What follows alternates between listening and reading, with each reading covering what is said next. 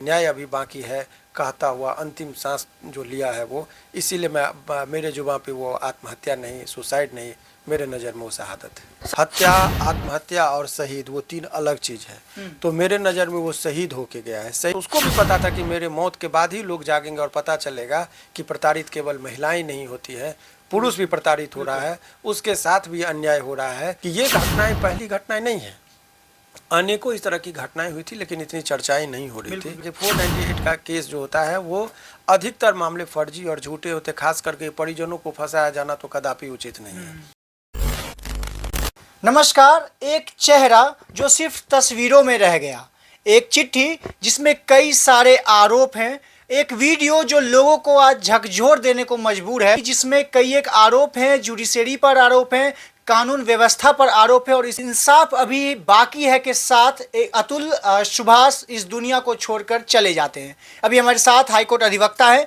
चूंकि कानून व्यवस्था और न्यायिक व्यवस्था पर बहुत बड़ा प्रश्न चिन्ह उठा है, तो हम इनसे बातचीत करेंगे और अभी इसी मुद्दे पर विशेष चर्चा करने के लिए शिवनंदन भारती जी हमारे साथ हैं। सर, सबसे पहले स्वागत है आपका। जी, बहुत बहुत शुक्रिया आपका भी। सर, अतुल सुभाष की मौत को आप कैसे देखते हैं? देखिए, आप यदि अतुल सुभाष की बारे में बहुत सारे लोग कहते हैं कि ये सुसाइड था, आत्महत्या था, तो मेरा उस पर थोड़ा सा अलग व्यू है। मुझे लगता है कि जिन लोगों को ये समझ नहीं है, हत्या, आत्महत्या और शहीद वो तीन अलग चीज़ है। तो मेरे नज़र में वो शहीद होके गया है। शहीद होके होने का मतलब कि ऐसी मौत जो लोगों को जगा कर जाए, कई लोगों को बचा कर जाए, तो वो आत्महत्या नहीं है, वो शहादत कहलाती है। मतलब अतुल सुभाष की जो मौत है वो आपके नज़र में एक शहादत है? बिल्कुल शहादत वो इसलिए है कि वो दिखाया है कि किस तरीके से ये झूठे मुकदमे को यदि कोई लोग झेल रहे हो और पूरा परिवार को बचाने के लिए और समाज में इस तरह के तबके के लोगों, उन्होंने बहुत बड़ा प्रश्न खड़ा किया है कि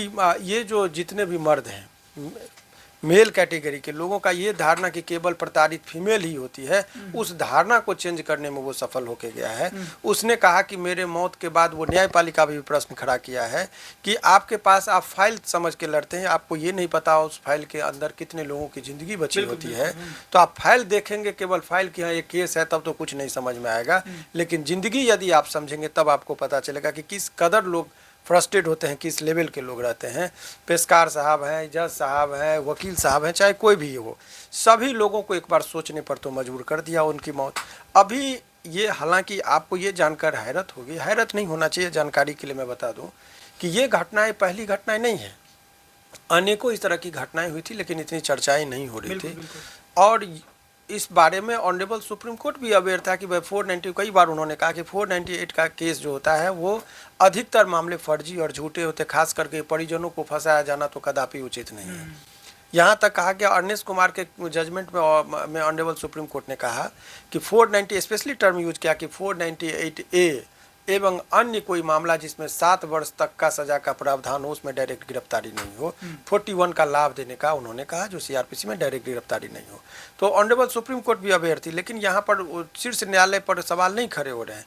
सवाल खड़े हो रहे हैं कि निचली अदालत जहाँ ट्रायल होता है, वहाँ की जो लचर व्यवस्थाएँ थी, जो लेंदी प्रोसेस था, जो खामियां रह गई थी, उसको वो ध्यान आकृष्ट कराने में वहाँ पर वो सफल होके गया। उसका उद्देश्य यही था कि जिंदा वो बोलता, देखिए पढ़ा लिखा व्यक्ति था, उसके बातों को कोई नज़रअंदाज करता गया, उसके दर्द को नहीं समझा, लगा कि शायद हम जिंदा रह के वो जगा नहीं सकते हैं, तो मेरी मौत ही सही यदि समाज को जगा सकती है तो जाग जाओ।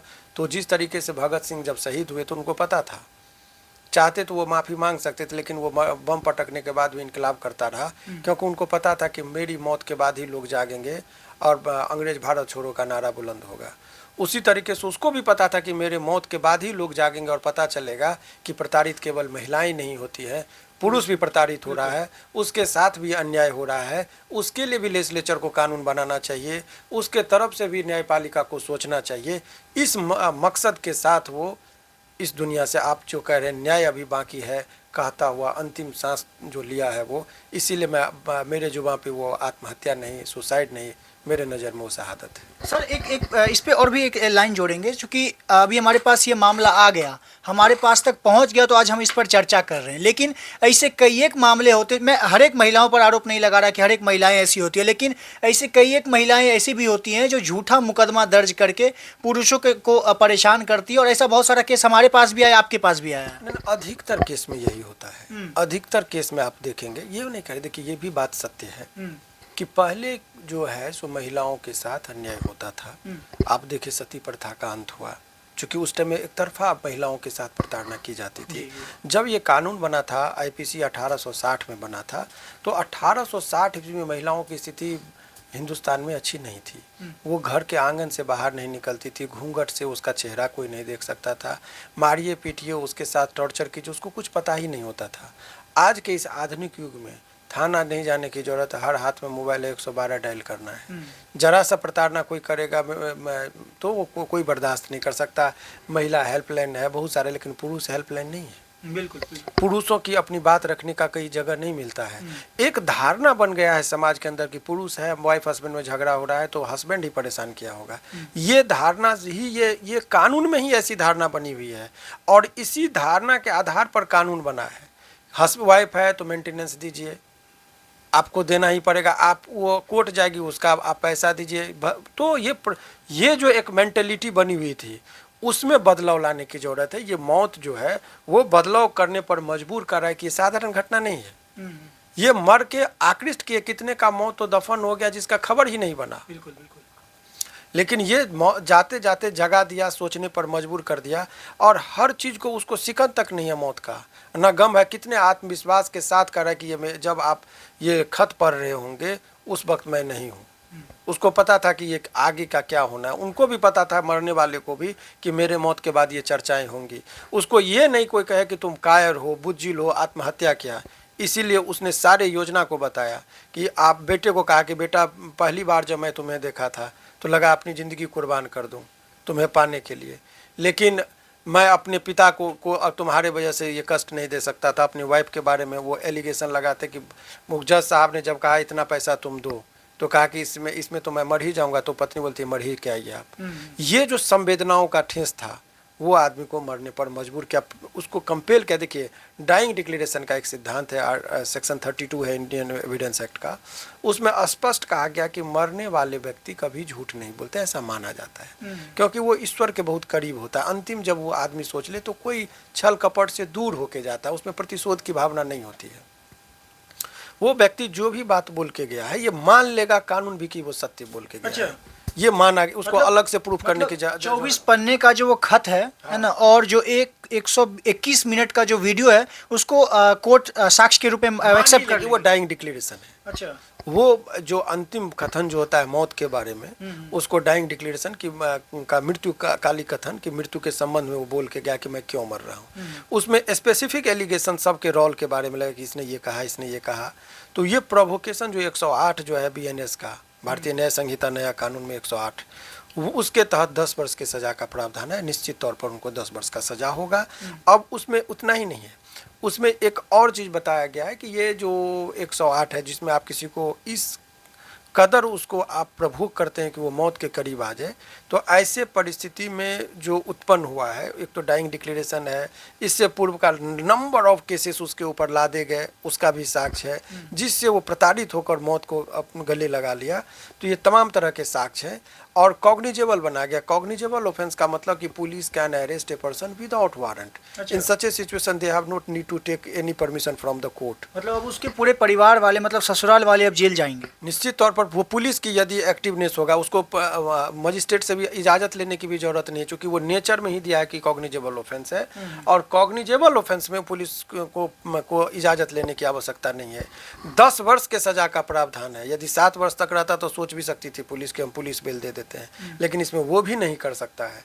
तो निश्चित तौर पर उसको, और उसकी आत्मविश्वास देखिए, ये कहना कि न्यायपालिका पर कटघरे में तो थोड़ा ध्यान आकृष्ट किया है, लेकिन उसकी आस्था देखिए न्यायपालिका के ऊपर, और न्यायपालिका की जिम्मेदारी बढ़ जाती है कि वो जिंदा भी नहीं, अभी वो मरने से के लास्ट में कि न्याय अभी बाकी है।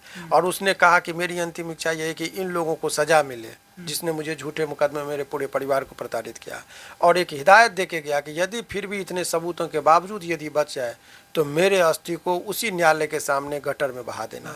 ये अंतिम उसका प्लान है, योजना है।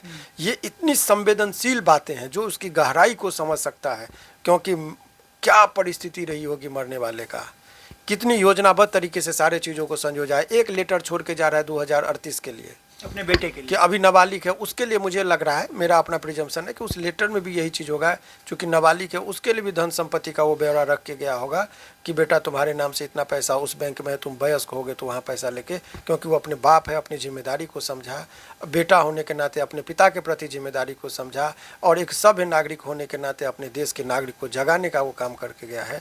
इसीलिए मेरे नज़र में वो आत्महत्या नहीं, शहादत है। चलिए, बहुत बहुत धन्यवाद सर। देखिए, अभी हमारे साथ हाईकोर्ट अधिवक्ता शिवनंदन भारती जी थे। देखिए, मामला बहुत गंभीर है, पूरे देश की संवेदनाएं इनसे जुड़ी हुई है। पूरे देश को, पूरे देशवासी जब से यह वीडियो को देखें, सब लोग, सबका दिल रुका हुआ है, सब लोग इंतजार कर रहे हैं कि क्या कुछ नया अपडेट आता है और कब उसको न्याय मिलेगा। चूँकि अब तो हमारे बीच नहीं रहते हैं, उसके बावजूद लोग अभी भी इंतजार कर रहे हैं कि इस मामले में कब कार्रवाई होती है, कब उस परिवार को सज़ा मिलती है और इस अतुल सुभाष को न्याय मिलता है। बाकी जो भी नया अपडेट आएगा हम आपको देंगे, आप इंतजार करिएगा। बाकी मेरा नाम अंकित भारद्वाज है और अब द पब्लिक पॉइंट्स देख रहे हैं। बहुत बहुत धन्यवाद।